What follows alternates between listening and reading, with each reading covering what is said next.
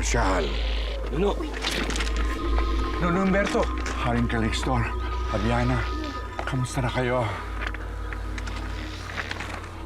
Ba't kasama mo si Gundina? Wala na tayong panahon para sa mahabang paliwanagan. Nasa panganib si Elvin at kailangan niya ng tulong ko. Dadaling ko si Duntukin para sa aking paglalakbay. Ha? Duntukin? Ha? Ba't ko narinig yung pangalan ko? Duntukin? Ha? Ano nangyari sa anak ko? At saka kung nalang ipaliliwanag, ang importante ngayon, makaalis sa lalo madaling panahon sila Duntukin. Inang! Itang! Huwag niyo ko ibibigay dyan! Masama yung babae niyan! Masama! Para kay Elvin. Gawin mo to para sa kaibigan mo.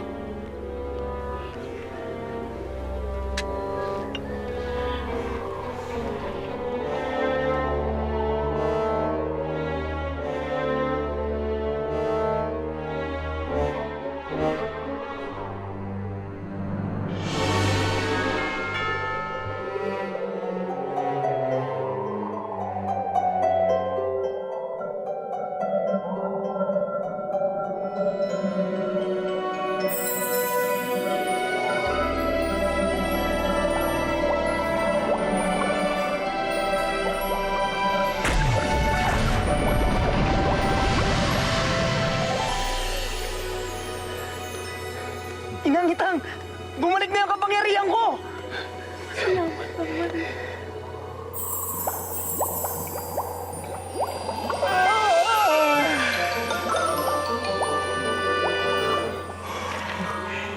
Yan ang kapangyarihan mo. Kakailanganin niyo yan sa inyong paglalakbay. Ito lang ang kailangan niyo sa inyong paglalakbay. Isang nilalang lamang ang susundin nito, yung unang kamay na humawak nito. Pwes, akin na yan. Halika na, Duntukin. Sige, kumayo na kayo. At dali-dalian nyo na.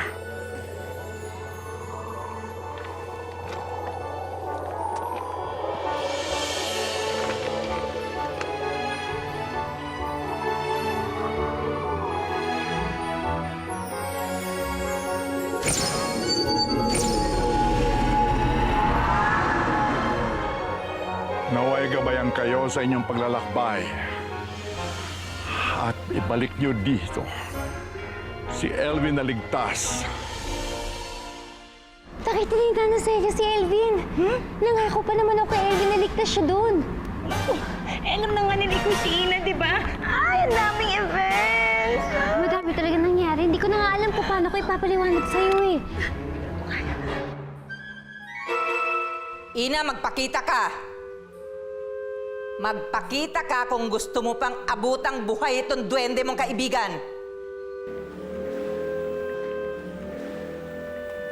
Lola, bakit ka pa sumisik? Tignan mo. Nakuha ko tong alipin kong duwende. Tinago ni Ina to. Kaibigan ni Ina to eh. Pero pag hindi siya lumabas, titirisin ko ito! Ano gagawin niya? Ano gagawin niya kay Elvin? Naku, Kika, gamitin mo ng kapangyarihan mo. Tulungan mo siya. Wala naman akong powers eh. Alam mo naman pang beautification lang ang powers ko, di ba? Ano? Kailangan.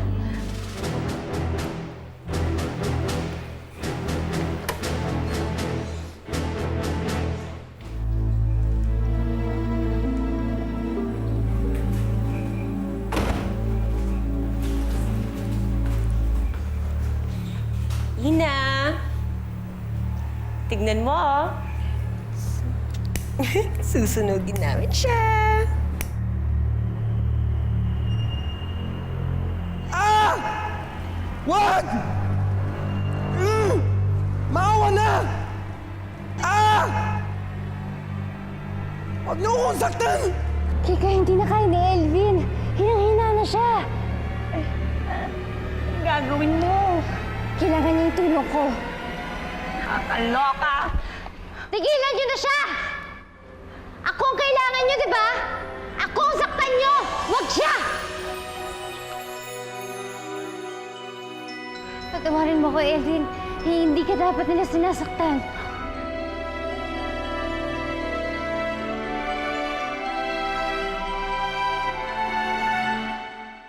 Lindon!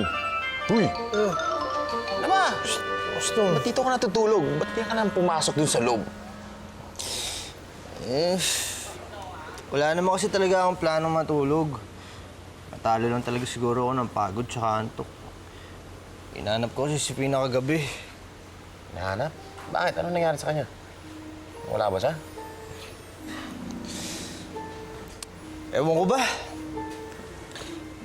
Hindi ko na alam eh, kasi akala ko nung una, alam ko kung saan ko siya hanapin. Tapos pinuntahan ko, wala naman pala siya doon. Tapos ngayon, hindi ko alam kung nawawala ba talaga siya o tinatago lang siya sa akin. Hindi ko alam, ang gulo-gulo eh, gulong-gulo ako. Ang hirap ba niya nung humingi siya ng tulong sa akin? Ngayon, hindi ko alam kung paano ko siya tutulungan. Sorry ah. Sorry, son. Sorry dahil sinira ko pa araw mo. Sana hindi na lang kita ginising. O sige, matulog ka na.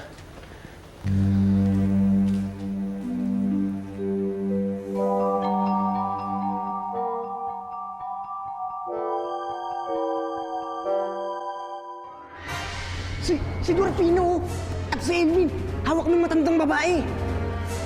Patulogin mo si Dorfina. Dali, duwentukin. Bakit si Dorfina eh? Bakit hindi na lang yung matandang babae na may hawak kay Elvin? Hindi pwede siya. Mag-isip ka nga. Kailangan natin mabawi ang sombrero ni Elvin sa matandang babae, kaya hindi natin siya pwedeng saktan. Sumunod ka na lang. Alam ko ginagawa ko.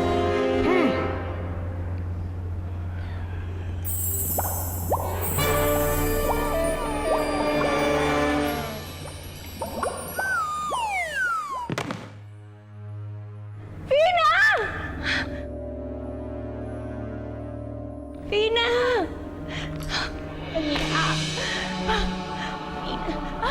Daho naman itong friendship. Bato ng friendship ko?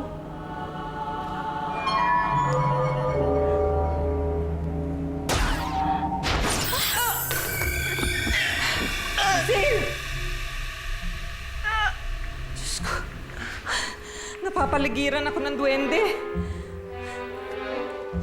Patawad na, patawarin niyo ako. Hindi ko sinasadya. Hoy, tanda. Makinig ka sa akin na mabuti. Kukunin mo ang sombrero ni Elvin at isusoli mo siya sa amin. At kung hindi mo gagawin, habang buhay magiging ganyan ang apo mo. Paano kung hindi mo bawiin yung ginagawa mo sa apo ko? Paano kung gantihan mo kami? Marunong akong tumupad sa usapan. At bibigyan pa kita ng gantimpala kapag binigay mo sa amin si Elvin at ang kanyang sombrero agad-agad.